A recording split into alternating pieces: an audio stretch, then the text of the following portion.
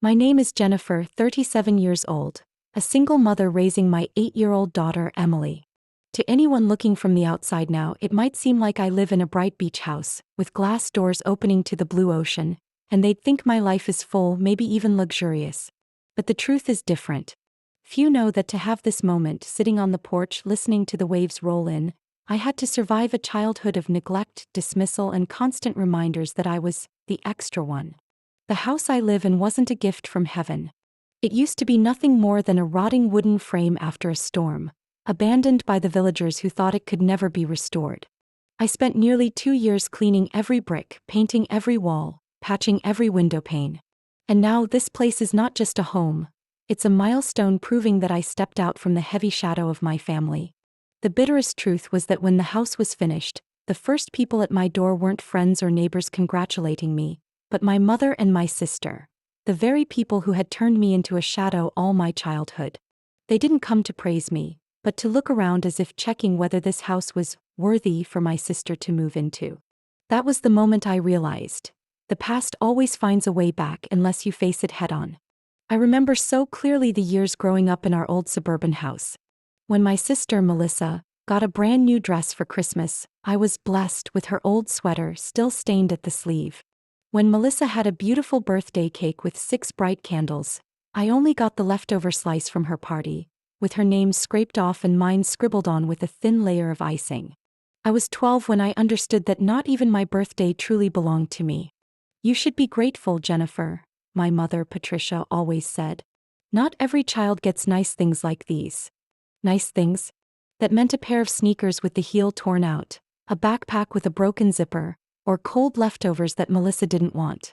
I was taught that gratitude meant taking it in silence. No complaining, no asking for more. When Melissa came home late past curfew, Mom would laugh. "She's the older daughter, sometimes she deserves to enjoy herself." But if I was 10 minutes late, I'd be grounded for a week, called irresponsible. In that house, there were 2 sets of rules, and I was always on the losing side. I learned to shrink myself, to stay small, to avoid trouble and keep from being a burden. But that silence made me invisible. I wasn't truly a daughter. I was just Melissa's shadow. And every time I saw Mom's indifferent eyes, I'd hear that familiar line, "You're lucky we didn't give you away." I never saw the luck in eating scraps, in wearing worn-out clothes, in having my little school achievements ignored just because Melissa is the real pride. Maybe that's why, as an adult, I decided I had to build a life of my own. A space no one could belittle me in. This beach house, with sunlight flooding the living room and the salt air soaking into the wood, is my quiet declaration that I left the old shadow behind. Yet ironically, the day Mom and Melissa stepped into this house, they didn't ask about the journey it took. No words like, "Jennifer, I'm proud of you." Instead, their eyes swept over the walls, the chairs, as if appraising property. Melissa casually sat on the sofa, feet up on the table like it had always been hers. Mom smirked and said, "This house is too big for just you, Jennifer. Melissa and the kids would fit here much better." I froze. In that moment, the past surged back like a tidal wave, reopening scars that had never truly healed. I forced a faint smile, hiding the sting in my chest when I heard her words.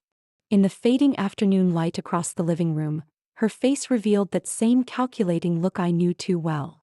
I set my teacup down and looked straight at her. "What do you mean, Mom?" I asked, my voice calm but firm. Patricia shrugged, as if what she'd said was perfectly natural. "You know, Melissa's been going through a hard time. Her last house was repossessed by the bank. The kids need a roof. And you," her eyes swept the room, "this house is far too big for just you and Emily." I sat still, gripping the chair arms to steady myself. Melissa didn't look the least embarrassed. She glanced up from her phone, smirking. "Honestly, it makes sense, Jen. Emily and my kids go to the same school district, only 5 minutes away. She'd have friends. And you and we'd be closer." The words "you and I" from her lips sounded sweet, but stung like salt on a wound. I took a deep breath, eyes fixed on the waves outside the window. The ocean kept its rhythm, uncaring of the silent battle unraveling in this room. Emily burst in from the porch, clutching a shining seashell in her small hand. "Mom, look what I found. Isn't it pretty?" she beamed. I smiled at her, brushing the wind-tangled hair from her forehead. In that moment, I was more certain than ever. I would not let history repeat itself, would not let Emily grow up taking leftovers the way I once did. Melissa, I turned back, my voice slow. Was your house really foreclosed? My sister's face stiffened. Who told you that? I have my ways of knowing, I replied evenly. The truth was, just a few weeks ago, a real estate agent in town had casually mentioned it, not realizing we were sisters. My mother quickly jumped in, trying to salvage the atmosphere. Don't make a big deal of this. When family struggles, we should support each other. Melissa just needs a place to stay for a few months until things settle down. A few months. I raised an eyebrow. Or a few years? Silence fell. Only the sound of the waves came through. I saw the cold determination in my mother's eyes, the same look she'd had countless times when imposing her will on my life. For her, Melissa's desires were always law. I slowly stood, walked to the small table where my phone rested. Mom watched, frowning slightly. Melissa smirked, thinking I was relenting. I dialed. The ring sounded once, then someone picked up. Hi, I need you to stop by my house tonight, I said, my voice calm, almost detached. Yes, it's about paperwork and ownership. The guest list has changed. When I set the phone down, Melissa laughed. Jen, you don't have to make such a fuss. I just want to stay for a while. I turned back, my eyes no longer avoiding hers. This is my house. I built it with my own work and money. No one has the right to turn it into a solution for someone else's financial mistakes. My mother crossed her arms, scoffing, You're always so dramatic. You've always been stronger than Melissa, you should know how to share. Are you really so selfish you can't make room for family? I quietly lifted my teacup, inhaled the soft aroma, then replied, This isn't selfishness, Mom. It's boundaries. And this time I'm setting them. Emily, sensing the tension, clutched her seashell tightly, looking up at me with confusion. I leaned down, whispering in her ear, Don't worry, sweetheart. I'm here. In Melissa's eyes, her confidence began to crack. She knew I was no longer the child she could silence. My mother clenched her jaw as if calculating another move. But I knew, the real battle had just begun. Outside, the sun was setting, casting streaks of amber across the sea. I sat back on the sofa, draped a light shawl over my shoulders, and looked directly at the two women before me. Tonight, I said slowly, each word carving itself into the wooden table, we're going to talk clearly about boundaries. Not just the boundaries of this house, but the boundaries of respect. The air in the room thickened. Melissa bit her lip. Mom leaned back slightly, her eyes betraying unease. And me, for the first time in years, I felt solid. The door had opened not for them to step in, but for me to finally step out of the silence that once imprisoned me. From this moment on, there would be no turning back. That evening, the beach house glowed under the golden light of the living room. I sat upright on the sofa, facing Mom and Melissa. Emily was already asleep in her room, her steady breaths reminding me that I wasn't just speaking for myself, but teaching my daughter never to mistake silence for justice. Mom spoke first, her tone laced with reproach. Jennifer, why are you making this such a fight? Didn't this house only happen because of family? I let out a dry laugh, brittle in the air. Family? Mom, do you remember when I was 20, working 3 jobs at once? School by day, dishwashing at night, waiting tables on weekends? Who stood beside me when I signed my very first loan for my first tiny home? Not you, not Melissa. I did it all on my own. Melissa shot Mom a glance, then leaned back with folded arms. Jen, you always exaggerate. If it weren't for Mom keeping things together, you wouldn't be where you are. I tilted my head, eyes sharp. Keeping things together? Do you remember the day I was chosen for the summer college prep program? Hanson said it was a rare opportunity, but Mom cut him off, said I had to stay home to do chores. And you, Melissa? I stared at her. You backed her up, said I wasn't good enough to go. You stole the chance that forced me to fight my way from the bottom for the rest of my life. The room fell silent. Only the sound of the waves outside filled the pause, beating like my own pulse in my chest. Mom frowned, her voice cold. You always like to bring up the past, Jennifer. But family means compromise. Melissa is weaker, she needs more support, you have to understand that. I pressed my hands on the table, leaning forward slightly. No, Mom, you're wrong. Family means moving forward together, not one person always stepping on another's back. You called me the strong one just to justify abandoning me. The truth is, you never once thought I deserved protection. Melissa let out a bitter laugh. You have a house, a career, what more do you want? A medal. I shook my head, eyes locked on her. I don't need a medal. I just need the truth to be recognized. I am where I am today because of me, not because of any so-called sacrifice from you or Mom. And the second truth, the two of you are just guests here. Don't confuse blood ties with ownership. I walked to the kitchen. From inside the wooden cabinet, I took out a chipped blue ceramic cup. I placed it in front of them. This cup is the only thing I took from the old house. It used to sit forgotten by the wash basin, nobody cared. To me, it's the only symbol of a memory without conditions, not tied to Melissa, not defined by Mom. I kept it to remind myself that even what's dismissed as trivial has value, if we choose to cherish it. Melissa rolled her eyes. You really love your dramatic games. I didn't answer.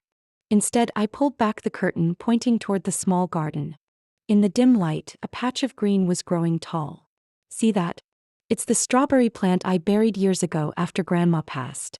I thought it was dead, but after last year's storm it suddenly grew back. It lived because it was buried, not because it disappeared. Just like me. I was never invisible. I was only buried under this family's indifference. And now I've grown back, stronger than ever.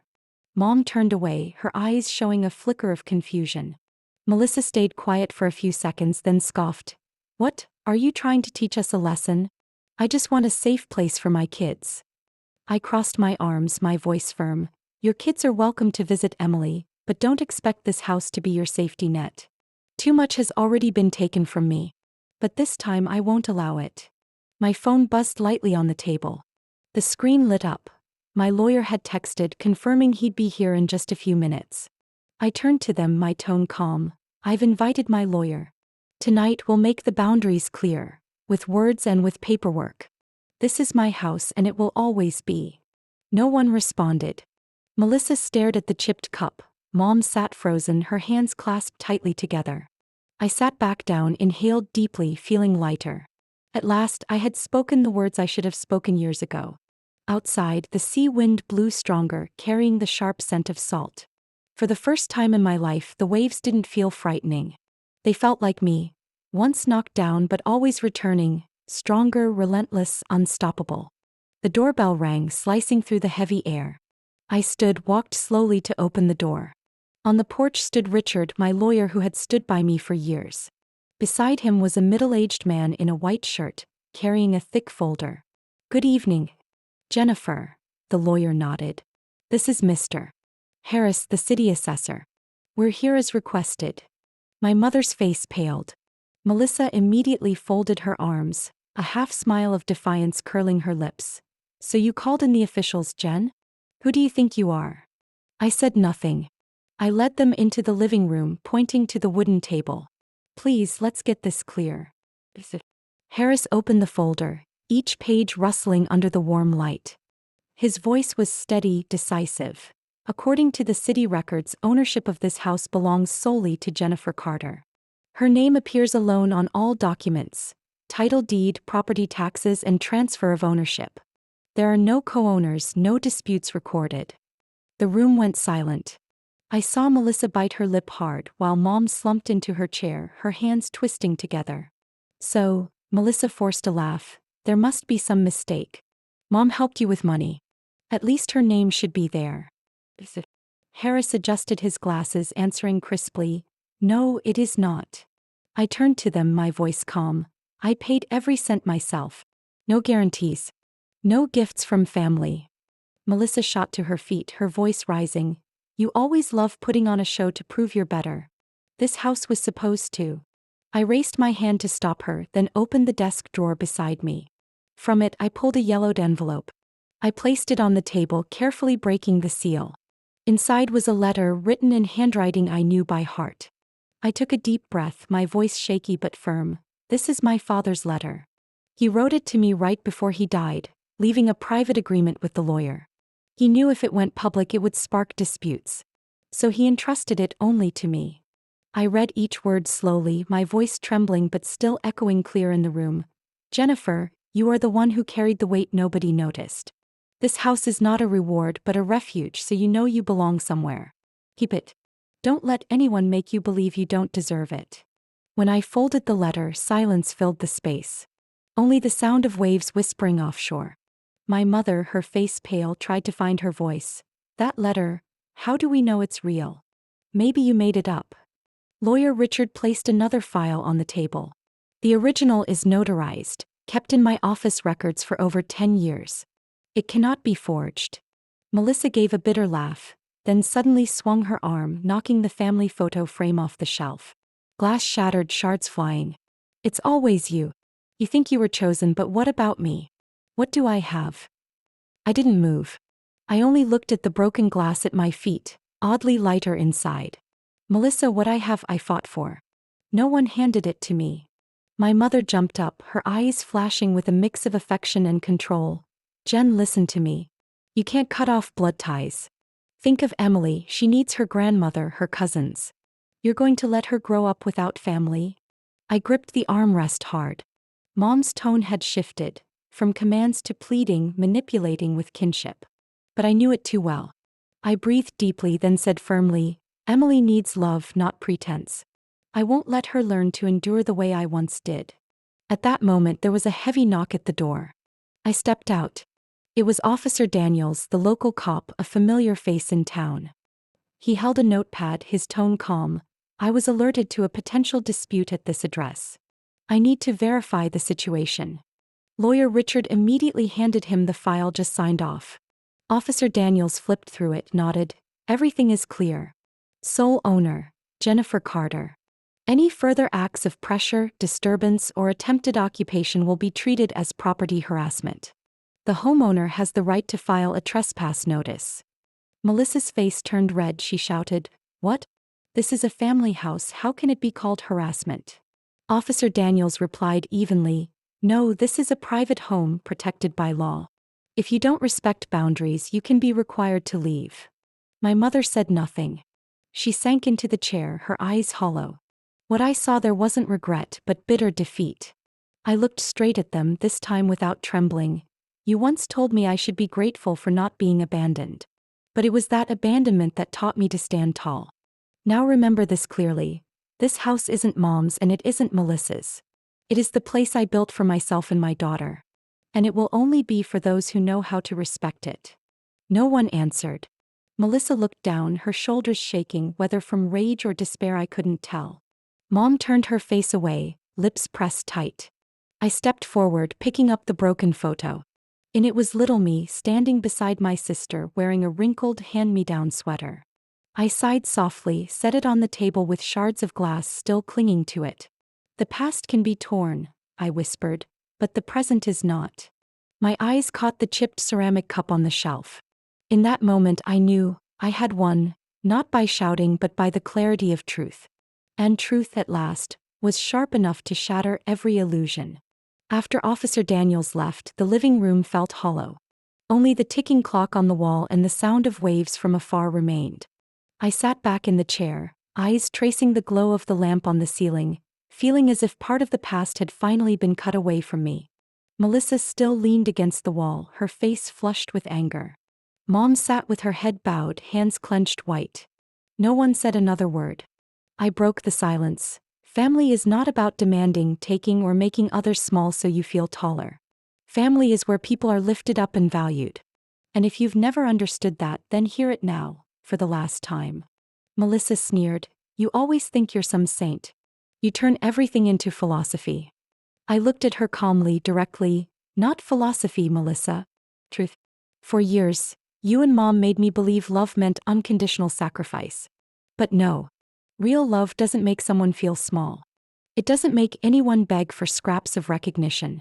And I will not let Emily grow up with that twisted definition. At the mention of Emily, I stood up and walked toward her room.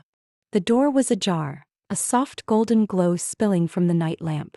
She was clutching her teddy bear tightly, but her eyes were still wide open, listening the whole time. You're not asleep yet? I sat down beside her, my voice gentle. Emily blinked. Mom, Grandma said this house is hers too. Is that true? I swallowed the lump in my throat and smoothed her messy hair. No, sweetheart. This is our house, yours and mine. I worked for it. And more importantly, I keep it so you'll always have a place that's truly safe. Real family are the people who love you, not the ones who just want to take. Her eyes lit up as if she had just grasped something much bigger. So, family means we love each other, not fight over things, right, Mom? I smiled, kissed her forehead softly. That's right. Family is love, not entitlement. When I returned to the living room, Melissa was packing her things into a handbag. Mom still sat in her chair, her eyes clouded with anger. I drew a deep breath, stepped to the table, opened a drawer, and took out a neatly clipped set of documents. I've prepared copies of these papers, I said, placing them in front of them. Tomorrow my lawyer will send official copies by mail to both of you. After that, I don't want to hear another rumor in town that this house was built with the family's help. No more myths. I want everyone to know I stood on my own. Mom's head snapped up, her voice trembling with rage. Do you really want to cut us off, Jennifer? Blood ties, and you would? I shook my head, my voice calm but solid. I'm not cutting off. I'm ending the exploitation. I don't owe anyone this home, nor do I owe anyone my life. If you want to stay connected with Emily, it must be with real love, not demands. Otherwise, I'll have to set stricter boundaries. Melissa scoffed, slinging her bag over her shoulder. You'll regret this. Nobody wants to be alone forever. I looked at her, my voice low. Better alone in peace than crowded in a so-called family built on lies and taking. The words rang through the air like the final hammer blow, ending a dialogue years too long. Melissa turned sharply, heels pounding against the wood floor as she walked out. Mom rose slowly, casting me one last look. In her eyes, I didn't see remorse, only bitter helplessness. But for the first time, it no longer scared me. When the door closed behind them, the house fell silent. I leaned back in my chair, hearing the waves still pounding outside, but inside me there was a rare calm. I stepped onto the porch, holding the same folder I had shown them, and looked out at the sea. The wind carried the cool salt air. I knew there would be more storms ahead. But one thing was clear. I was no longer the child sitting at the table eating leftovers behind someone else. I was Jennifer, the woman who built this home with her own hands, and the mother who would teach her daughter that love never comes with possession. I closed my eyes, whispering into the wind, I kept my boundary, Dad. And I'll never let it go again. The door closed behind me, leaving empty space in its wake. I stood still for a while, listening to the sea breeze rush through the window cracks, bringing the scent of salt. For the first time in years, the house was truly quiet. No more arguments, no more orders, no more judgmental stares. Mom and Melissa had left. No hugs, no apologies. Just silence, thick with disappointment and bitterness. But to me it was freedom. That night I sat on the porch holding a cup of tea in my hands. The moonlight shimmered over the ocean, sketching silver ripples across the waves. Emily slept peacefully in her room, her steady breaths echoing like a lullaby, leading me back to peace. I realized then, sometimes peace doesn't come from promises, but from closing the door on what once broke you. The next morning, as sunlight poured through the curtains, I woke to the sound of papers rustling. Walking into the living room, I found Emily at the small wooden table, her little legs swinging above the floor.